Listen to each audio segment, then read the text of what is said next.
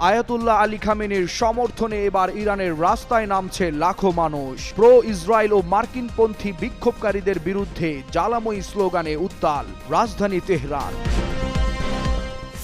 আন্দোলনের মধ্যেই ইরানে ফেরার ঘোষণা দিলেন নির্বাসিত যুবরাজ রেজা পাহলভি। বিক্ষোভকারীদের রাজপথ ও নগর কেন্দ্রগুলো দখলে নেয়ার আহ্বান। বিক্ষোভ সহিংসতার জন্য যুক্তরাষ্ট্রকে দুষছে ইরান। কোনো চাপের কাছে মাথা নত না করার বার্তা খামেনির। কঠোরভাবে বিক্ষোভ দমনের হুঁশিয়ারি। ইরানে সরকার পতন আন্দোলনের মধ্যে এবার ইসরায়েলের প্রধানমন্ত্রীকে নিয়ে পাক প্রতিরক্ষা মন্ত্রীর বিস্ফোরক মন্তব্য। নেতানিয়াহুকে নিকৃষ্টতম অপরাধী আখ্যা দিয়ে অপহরণ করার আহ্বান। যে কোনো মূল্যে গ্রিনল্যান্ড দখলের পরিকল্পনা ট্রাম্পের। দেশটির প্রতিরক্ষা